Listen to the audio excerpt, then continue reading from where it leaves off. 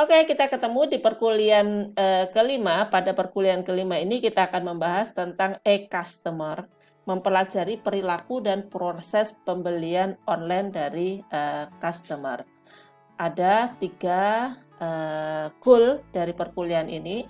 Yang pertama adalah memahami pelanggan online dan perilaku pembelian mereka, serta memahami perbedaan antara perilaku online dan perilaku offline. Yang kedua adalah bagaimana mengatasi masalah-masalah yang dimiliki oleh pelanggan online, which is ini tidak kita bahas secara detail di video, nanti Anda belajar sendiri di modul Anda. Yang ketiga adalah dari semuanya setelah mempelajari pelanggan online, maka e-commerce itu harus memiliki mental state e-customer ya, sehingga dia bisa memperlakukan pelanggan online mereka itu berbeda dengan pelanggan offline karena keduanya memiliki suatu karakteristik yang berbeda meskipun orangnya sama ya. Mengapa penting untuk mempelajari pelanggan online? Pelanggan online ini membuka brand control dari pemasaran dengan menciptakan percakapan sendiri. Kalau dulu semua hal tentang informasi brand atau merek itu dikontrol oleh perusahaan.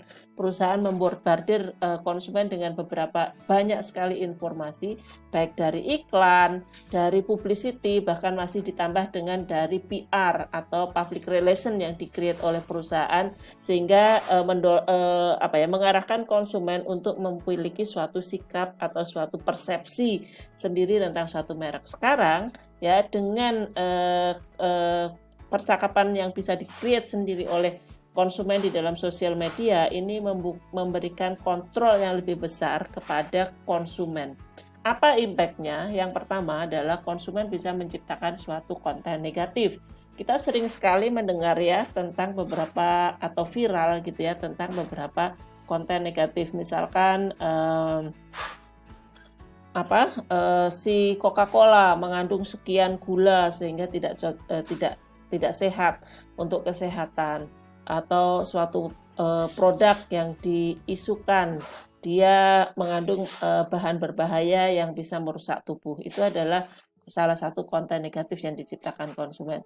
Yang kedua, mereka memiliki suatu loyalitas yang rendah ya, karena sangat mudah mereka mendapatkan informasi, sangat mudah dia mendapatkan produk-produk baru, dan sangat banyak dia terekspos dengan produk baru di online, maka dia cenderung berpindah-pindah dan loyalitas rendah terhadap suatu brand.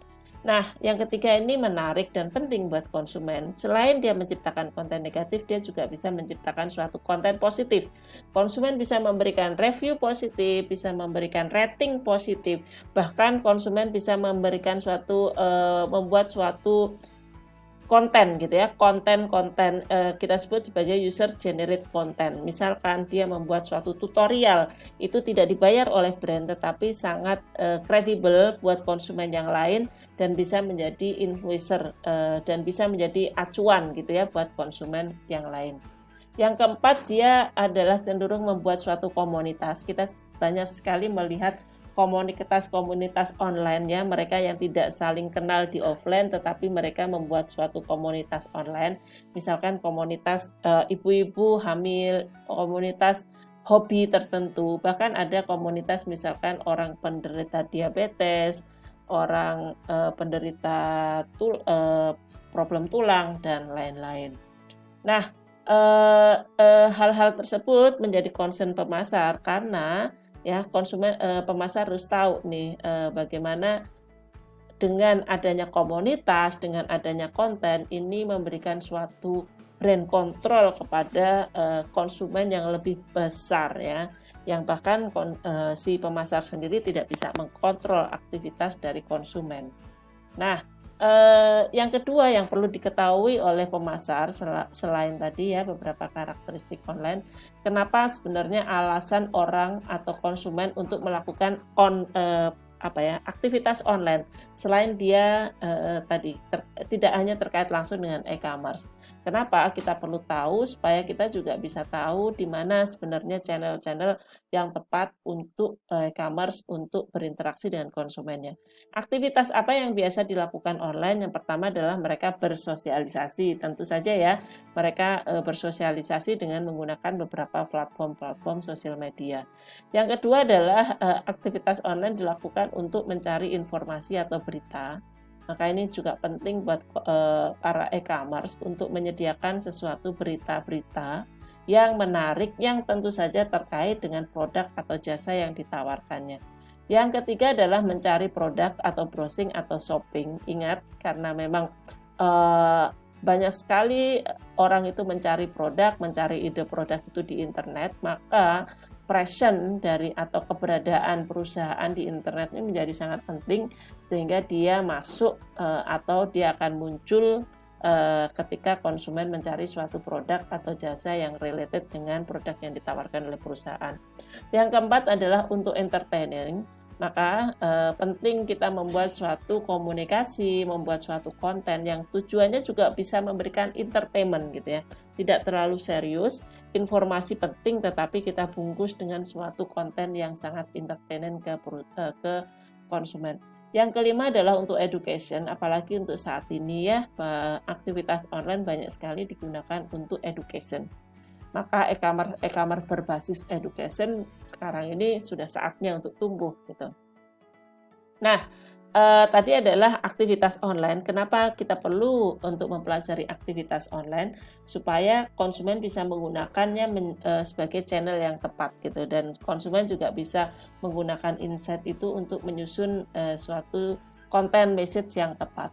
Yang terakhir kita belajar tentang bagaimana proses pembelian online.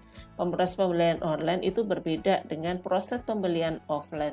Dulu orang mengenal suatu brand ketika atau merasakan sudah memiliki moment of truth ya, kalau di marketing namanya, itu ketika dia ada di suatu rak ya, ketika dia melihat secara fisiknya.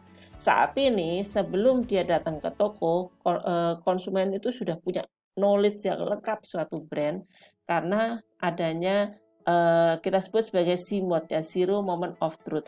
Konsumen akan mencari produk itu di internet, tepatnya adalah di Google ya, di googling, maka dia akan mendapatkan banyak sekali exposure, bisa review positif, bisa review negatif, bisa juga tutorial penggunaan dan lain-lain sebelum bahkan dia tahu produk itu secara fisiknya di toko. Kita sebut sebagai zero moment of truth. Tetapi sebenarnya gambar yang sebenarnya itu adalah sangat rumit ya. Konsumen nggak hanya sekedar mendapatkan dari online, konsumen itu bisa mendapatkan sumber yang dari bermacam-macam ya. Dari print ad, dari tokonya sendiri, dari TV gitu ya. Jadi konsumen itu saat ini menggunakan multi channel sebagai media untuk dia mendapatkan suatu informasi dan suatu media untuk pembeliannya. Maka McKinsey membuat suatu model yang lebih simpel bagaimana sebenarnya consumer journey, ya, journey-nya konsumer online ketika dia akan membeli suatu produk. Dimulai dari ketika ada trigger, konsumen ingin membeli sesuatu, maka konsumen akan menetapkan brand-brand apa yang masuk ke consideration-nya. Tentu saja ada budget constraint, ada pertimbangan-pertimbangan sikap yang lainnya. Nah, didapatkan dari mana? Dari dia melakukan penelusuran online tadi, dari CMOT tadi ya, Zero Moment of Truth. Kemudian dia akan melakukan beberapa active evaluation, membandingkan reviewnya dengan cara apa? Melihat review di sosial media, melihat review di YouTube, dan beberapa sumber yang lainnya. Sampai akhirnya dia memutuskan suatu pembelian. Ya. Ini ada loop kedua, namanya loyalty loop. Ketika dia sudah sangat senang dengan produk itu, maka dia tidak perlu lagi untuk melihat review, tidak perlu lagi membandingkan antar produk dan lain-lain, tapi dia langsung terus melakukan suatu pembelian berulang. Itu adalah model journey atau model bagaimana konsumen memutuskan suatu pembelian di online. Baik, terima kasih. Itu adalah pengenalan tentang e-customer. Masih banyak sekali yang tidak di-capture di modul ini, tapi ada di modul Anda. Silakan lebih detail pelajari modul Anda supaya Anda bisa mengerjakan tugas dan forum dengan benar. Sampai ketemu untuk perkuliahan di sesi ke-6. Terima kasih.